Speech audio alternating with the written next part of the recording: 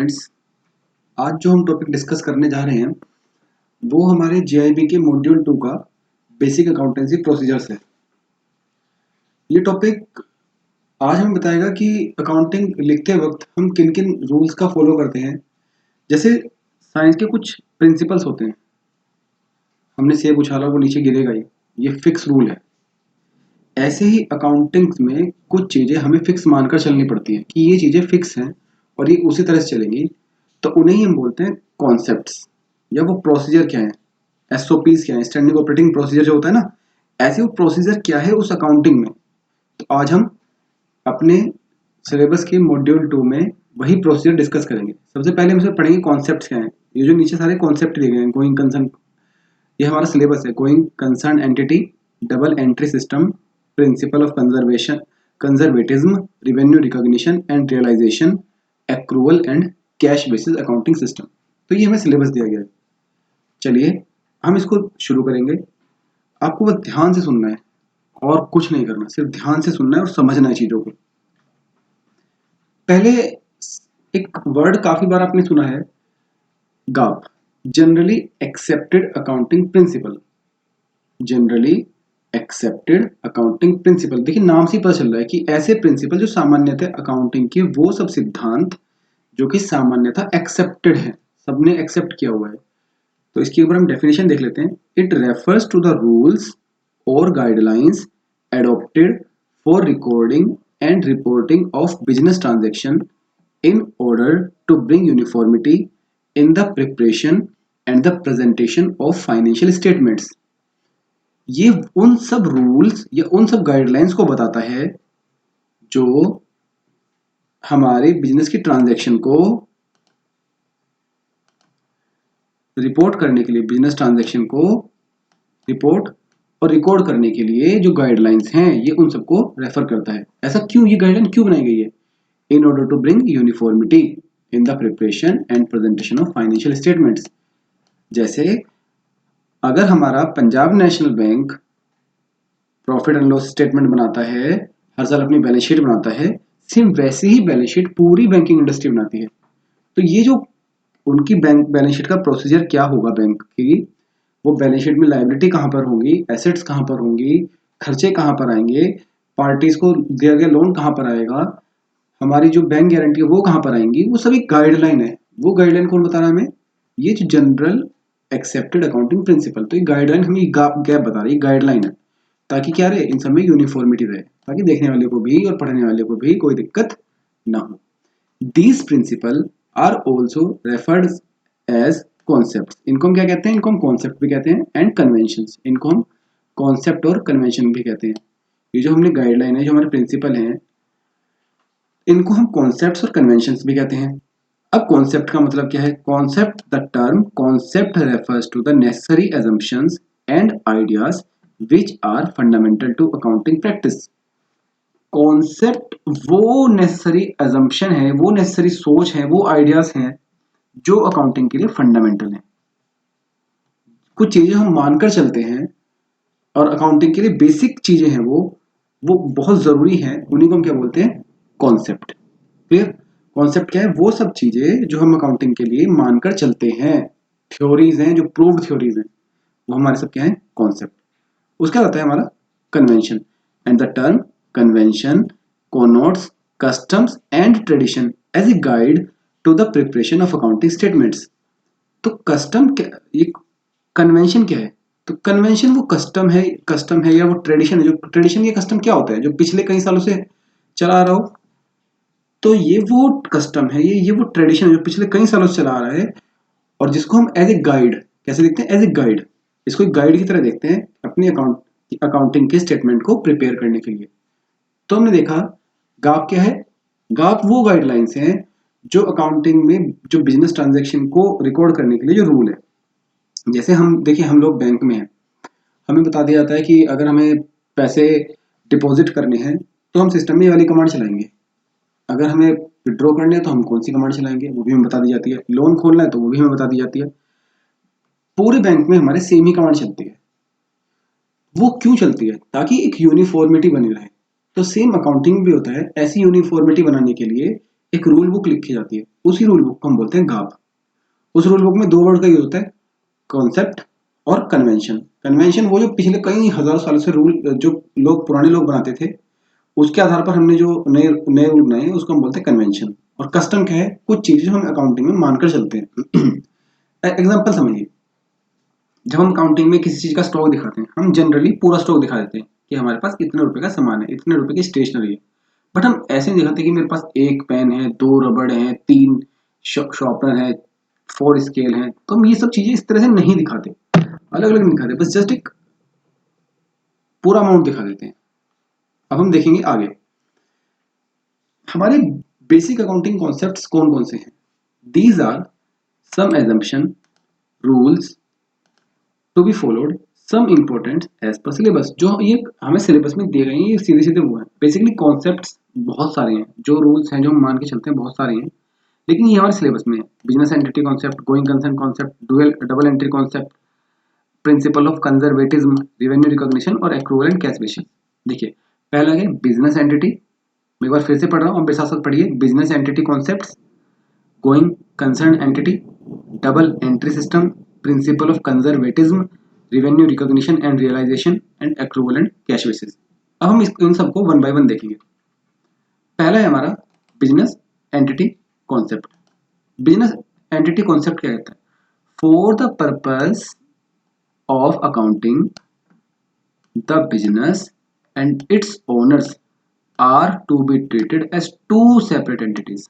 देखिए जैसे हमारे पास प्रोप्राइटरशिप के अकाउंट होते हैं, हमें यही लगता है कि प्रोप्राइटर वाला बंदे का ही वो अकाउंट है, बेसिकली वही चला रहा है उसको अकाउंट। अगर कुछ उसके लाइफ में खराब होगा तो बिजनेस खराब होगा, बिजनेस खराब होगा तो उसकी लाइफ खराब होगी, बिजनेस अच्छा चलेगा तो उसकी लाइफ अच्छी हो जाएगी। बेसिकली हमें तो लगता है उस एक ही है क्योंकि चलाने वाला वही है, परंतु अकाउंट ऐसा नहीं कहता। अकाउंटिंग क्या कहती है कि बिजनेस और उसका ओनर दोनों अलग अलग एंटिटी है। मुझे बिजनेसमैन ने पैसा दिया तो वो बिजनेस के ऊपर एक लायबिलिटी क्रिएट हो गई। Clear? So money brought money brought as capital by owner is liability to the firm. जो भी मनी ओनर लेकर आएगा, कैपिटल लेकर आएगा, वो फर्म के लिए क्या है, एक लायबिलिटी है। तो बिजनेस एंटिटी कॉन्सेप्ट क्या कहता है, देखिए बिजनेस और एंटिटी, ये याद रखना है, बिजनेस और एंटिटी, यानी कि बिजनेस अलग है और उसका जो एंटिटी अलग है, उसका जो मालिक है वो अलग है। बिजनेस अलग है और एंटिटी अलग है। अकाउंटिंग के पर्पज में बिजनेस और बिजनेसमैन दोनों अलग हैं, यही कहता है बिजनेस एंटिटी।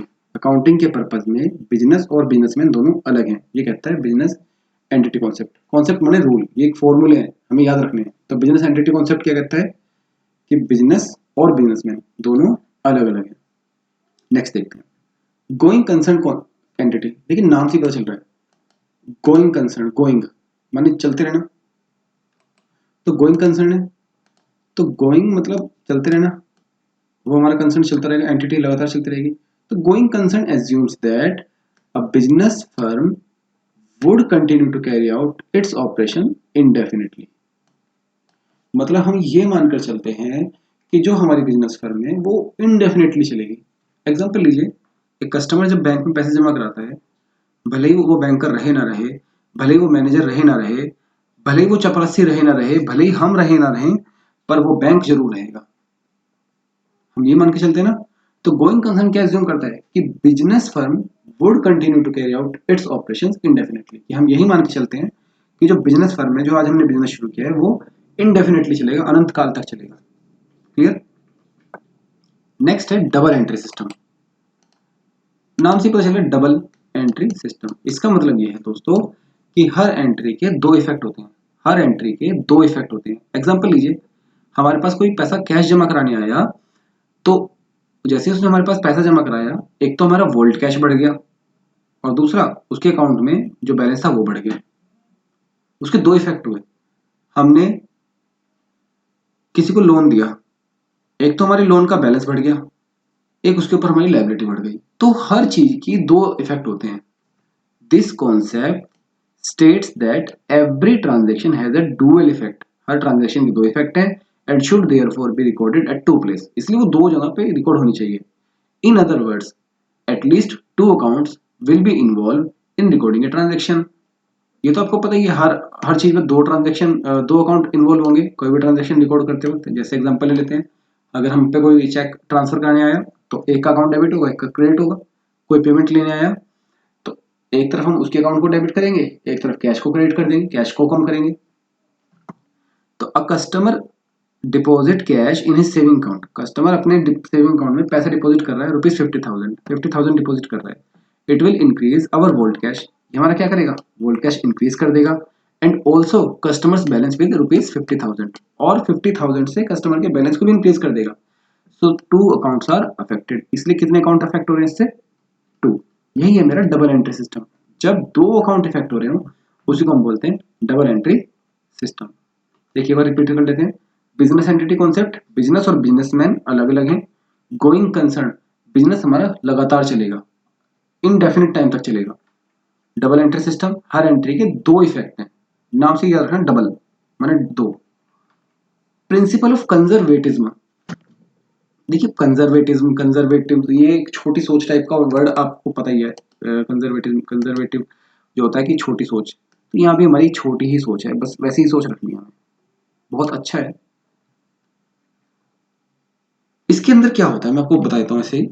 इसका मतलब ये होता है कंजर्वेटिज्म में कि जो प्रॉफिट है, जो आपकी इनकम है, जब तक आपको ना मिल जाए तब तक तो आप लिखो ना, लेकिन जितने भी लॉस हैं वो आपको अभी लिख दो।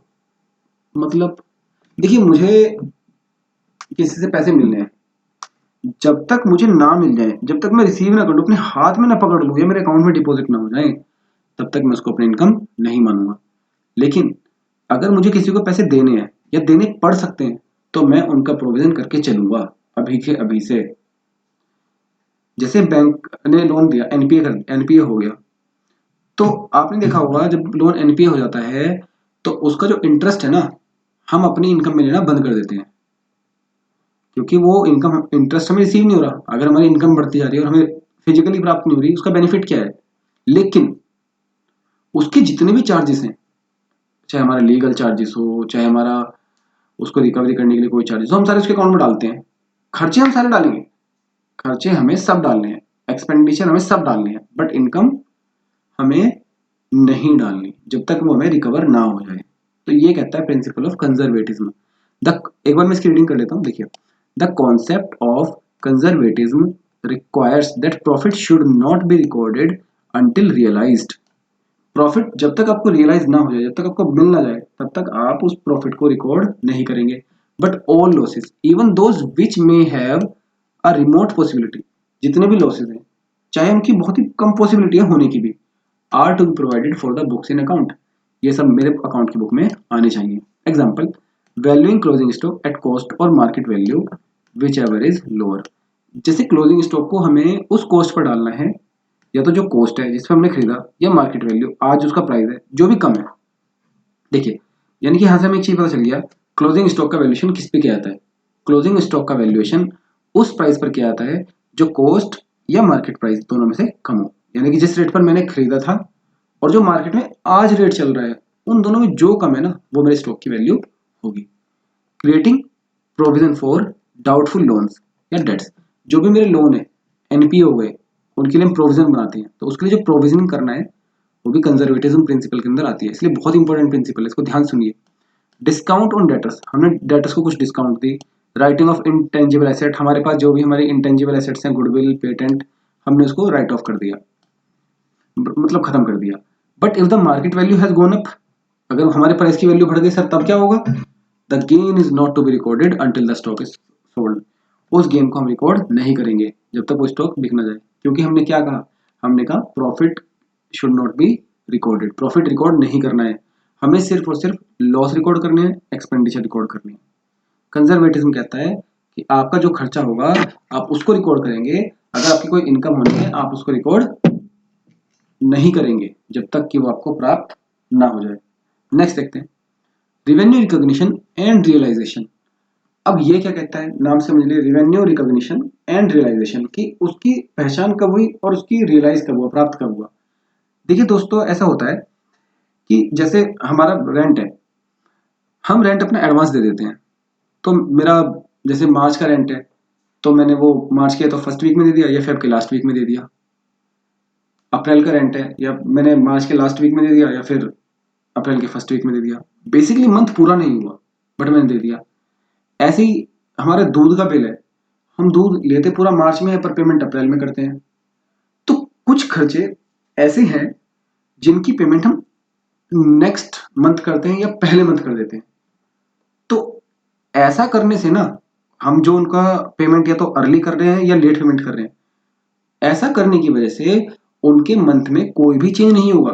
वो जिस मंथ के थे उनको उसी मंथ में लिखा जाएगा। अगर फाइनेंशियल ईयर चेंज हो रहा है उनकी वजह से, तो उनको उसी फाइनेंशियल ईयर में लिखा जाएगा जिस फाइनेंशियल ईयर से वो बिलोंग करते थे, ना कि उसमें लिखा जाएगा जिसमें उनकी पेमेंट हुई। एग्जाम्पल समझते हैं।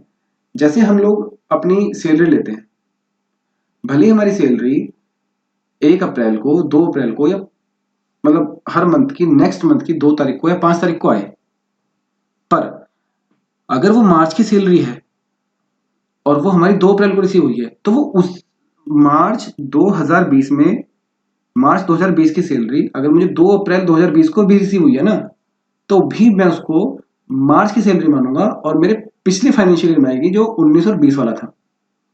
तो इसका मतलब हमने समझा कि इसमें जो ट्रांजैक्शन है, रेवेन्यू रिकॉग्निशन और रियलाइजेशन कॉन्सेप्ट ये कहता है कि जो ट्रांजैक्शन जिस फाइनेंशियल ईयर को बिलोंग करती है उसको हमें उसी फाइनेंशियल ईयर में ट्रीट करना है, ना कि उस फाइनेंशियल ईयर में जिसमें वो हमको रिसीव हुई है। एक बार मैं इसको पढ़ के सुनाता हूँ। देखिए, it states that revenue for a business transaction should be included in the accounting records only when it is realized।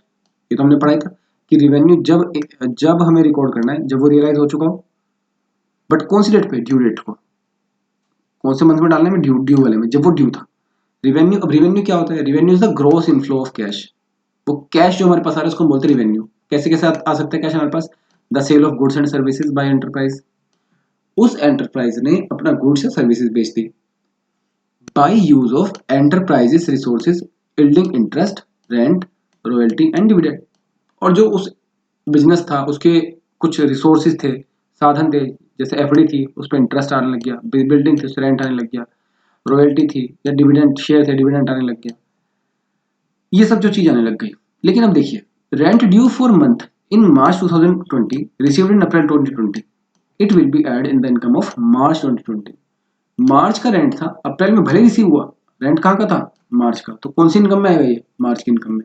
अगर ऐसे ही rent advance for April 2020 receive in March, अप्रैल का रेंट मार्च में रिसीव हो गया, तो इसको हम मार्च में नहीं डालेंगे, इसको हम कहाँ डालेंगे? Will not become income of March 2020। ये मार्च की इनकम नहीं बनेगा। ये कहाँ की इनकम बनेगा? क्योंकि ये अप्रैल की इनकम थी, तो ये पेमेंट कहाँ बनेगी? इनकम, ये अप्रैल की इनकम बनेगी। समझ में आया? Revenue recognition, realisation. एक बार फिर से देख लेते हैं सारे कॉन्सेप्ट। बिजनेस एंटिटी, बिजनेस अलग है, बिजनेसमैन अलग है। Going concern, business for ever चलता रहेगा, बंद कभी नहीं होगा। डबल एंट्री सिस्टम, हर एंट्री के 2 इफेक्ट हैं। प्रिंसिपल ऑफ कंजर्वेटिज्म ये कहता है कि जो एक्सपेंडिचर है उनको रिकॉर्ड कर लो, और जो इनकम है या जो प्रॉफिट है उनको रिकॉर्ड ना करो जब तक कि वो बिल्कुल हाथ में प्राप्त ना हो जाए। और रेवेन्यू रिकॉग्निशन एंड रियलाइजेशन कहता है कि जो एक्सपेंडिचर जिस मंथ का है, जिस डेट का है, वो उसी मंथ में, उसी फाइनेंशियल ईयर में वो रिकॉर्ड होगा। वो उस फाइनेंशियल ईयर में रिकॉर्ड नहीं होगा जिसमें वो प्राप्त हुआ या जिसमें वो खर्च हुआ। अब कैश बेसिस अकाउंटिंग क्या कहती है? बहुत ही सिंपल है। कैश, ऐसे बिजनेसमैन जो सिर्फ कैश में काम करते हैं, नाम से पता चले कैश बेसिस अकाउंटिंग, बहुत ही बढ़िया बंदे हैं तो कुछ भी नहीं चक्कर। We record revenue on receipt of cash and expenses on their payment. सीधी सी बात है, बहुत ही अच्छा काम है इनका, तो कोई दिक्कत नहीं है। जब उन्हें पैसे प्राप्त हो गए, कैश प्राप्त हो गया, उन्होंने तब लिख लिया कैश में। जब उन्होंने खर्चा करने के लिए कैश दे दिया, उन्होंने तब लिख दिया। बेसिकली ये तो उधार को मानते ही नहीं, तो उधार, रिसीवेबल, पेबल कुछ नहीं है इनका। This cash basis of accounting does not recognise account receivable, जिनसे पैसे लेने हैं, अकाउंट रिसीवेबल जिनसे मनी लेनी है, और अकाउंट पेबल जिनको पेमेंट देनी है, उनको रिकॉग्नाइज ही नहीं करता। क्योंकि इनका तो कहना एक है, हमारे हाथ में पैसे दे दोगे, हम रिसिप्ट रिकॉर्ड कर लेंगे, हमसे पैसा ले लोगे खर्चे करने के लिए, हम तब रिकॉर्ड कर लेंगे। उधार कुछ नहीं है, तो नाम ही है कैश बेसिस अकाउंटिंग। तो अगर कैश है तो फिर अक्रूवल बेसिस भी होगा, जो ड्यू होता होगा। तो अक्रूवल बेसिस अकाउंटिंग, अक्रूवल मतलब जो ड्यू होता है। As per accrual basis we record, ये बिल्कुल रिवेन्यू रिकॉग्निशन जैसे ही है, सेम है बिल्कुल। As per accrual basis we record revenues and expenses when they accrue. जब वो एक्रू, एक्रू क्या हुआ? ड्यू फॉर पेमेंट और रिसिप्ट। एक्रू माने कब हुए? जब वो ड्यू थे। एक्रू माने क्या होता है? ड्यू। जब वो ड्यू थे। We record revenue and expenses when they accrue, जब वो एक्रू हुए, एक्रू का मतलब due for payment of receipt, जब वो ड्यू हुए पेमेंट के लिए, रिसिप्ट के लिए, regardless of the actual receipt और पेमेंट ऑफ द अमाउंट। उससे कोई फर्क नहीं पड़ता कि उनकी एक्चुअल रिसिप्ट कब हुई या उनकी एक्चुअल पेमेंट कब हुई। This basis is more commonly in use than the cash basis, और ये ज्यादा यूज में होता है क्योंकि बिजनेस में देखिए बहुत ही कम बिजनेस ऐसे हैं जो बिल्कुल कैश पे चलते हो, अधिकतर बिजनेस उधार पे चलते हैं, तो उधार में एक्रूअल बेस बहुत ज्यादा कॉमन है। The accrual basis provides a more realistic idea of income and expenses during a period of time। ये हमें एक मोर रियलिस्टिक आइडिया देता है, क्योंकि अगर हमने किसी को उधार सामान बेच दिया तो कैश वाले में तो उसको लिखोगे ही नहीं आप, फिर आपको रियल आइडिया कैसे मिलेगा? यहाँ रियल आइडिया मिलेगा। This method provide a long term picture of business that cash account can not provide, और लॉन्ग टर्म तक ये बिजनेस चलेगा, कैश वाले की कोई गारंटी नहीं है, क्योंकि इसमें आप उधार भी दे सकते हो और उसकी रिकॉर्डिंग भी कर सकते हो। Some important concept not mention in syllabus, ये आपके वैसे इंपॉर्टेंट है पर आपके सिलेबस में नहीं है, कई बार ये पूछ लिए जाते हैं, क्योंकि मेरे खुद के पेपर में मैटरनिटी कॉन्सेप्ट पूछा गया था। देखिए मैटरनिटी कॉन्सेप्ट क्या होता है, ये कहता है कि सिर्फ वो ट्रांजेक्शन रिकॉर्ड करो जो थोड़ा सिग्निफिकेंट, मतलब जिनका कुछ इंपैक्ट पड़ता हो, जिस अमाउंट को कुछ इंपैक्ट पड़ता हो वो आप रिकॉर्ड करो। जैसे मैंने शुरू में जब ये वीडियो शुरू की थी तो मैंने आपको एक एग्जांपल दिया था कि हमारे पास पेन कितने हैं, पेंसिल कितने हैं, रबड़ कितने हैं, हम उनको रिकॉर्ड नहीं करते। हम ओवरऑल स्टेशनरी हमारे पास कितने की हम उसकी बात करते हैं। हमने झाड़ू पे कितना खर्च किया, हमने टॉयलेट क्लीनर पे कितना खर्च किया, हम उसकी बात नहीं करते, लेकिन हमने क्लीनिंग टोटल ओवरऑल क्लीनिंग पे कितना खर्च किया हम उसकी बात करते हैं। तो द मेटरलिटी कॉन्सेप्ट और principle is an accounting rule that dictates, ये क्या होता है, एनी ट्रांजेक्शन और आइटम्स, कोई भी ट्रांजेक्शन है, कोई भी आइटम है that significantly impact the financial statement should be accounted for using GAAP exclusively. उनको अलग से रिकॉर्ड, मतलब उनको रिकॉर्ड करना चाहिए। We don't record stock of pen, pencil, eraser etcetera, हम इनके लिए रिकॉर्ड नहीं बनाते। तो मेटरलिटी कॉन्सेप्ट क्या कहता है कि हर उस ट्रांजेक्शन को रिकॉर्ड करेंगे जिसका एक इम्पैक्ट पड़ता हो। और मनी मेजरमेंट कॉन्सेप्ट, नाम से पता चल रहा है मनी ने जिसको मेजर कर लिया, ऐसी सभी ट्रांजैक्शन जो मनी की टर्म में मेजर हो सकती हैं वही हमारे अकाउंटिंग में आएंगी। जैसे हमारे पास कितने रुपए का स्टॉक है, हमारे पास कितने रुपए वाला कंप्यूटर है, हमारे पास कितने रुपए का फर्नीचर है, ये सब हमारे मनी में मेजर हो सकते हैं, तो ये सब हम उसमें रिकॉर्ड करेंगे। लेकिन हमने एक मैनेजर को अपॉइंटमेंट लेटर दिया, हमने किसी स्टाफ को चार्जशीट दी, ये सब उसमें रिकॉर्ड नहीं होंगे। तो जो चीजें मनी के फॉर्म में which can be express in terms of money such as sale of, एक बार इसको पढ़ सुनाता हूँ, only those transaction and happenings in an organisation which can be express in terms of money such as sale of goods और payment of expenses और receipt of income etcetera are to be recorded in the books of account. Example sale of stock, जो भी transaction जिनको हम money के form में दे सकते हैं वही इसमें रिकॉर्ड होगी, अदरवाइज कोई भी चीजें रिकॉर्ड नहीं होगी। अब हम देखते हैं एक बार शुरू से हमने क्या क्या पढ़ा। हमने सबसे पहले यहाँ पे शुरू किया, हमने सबसे पहले सिलेबस देखा, उसके बाद हमने देखा जनरली एक्सेप्टेड अकाउंटिंग प्रिंसिपल क्या होता है, ये वो गाइडलाइन होती है जिनके अकॉर्डिंग हम स्टेटमेंट फॉर्म करते हैं ताकि यूनिफॉर्मिटी बनी रहे। उसके बाद हमने कॉन्सेप्ट देखे जो हमारे सिलेबस में थे, फिर हमने देखा बिजनेस एंटिटी कॉन्सेप्ट, ये वो कॉन्सेप्ट है कि बिजनेस और बिजनेसमैन अलग है। फिर हमने गोइंग कंसर्न देखा, गोइंग कंसर्न में हमने देखा कि business for ever indefinite time के लिए चलता रहेगा। फिर हमने डबल एंट्री सिस्टम देखा कि all the transaction have A dual impact. Then we discussed about principle of conservatism, in which we discussed that all the expenses are to be recorded immediately, whether they happened or not. But all the profits is to be recorded when they are received in account or in cash. Revenue recognition and realization. In this, we saw that the particular financial year is to be taken when the revenue was due, not on the receive date.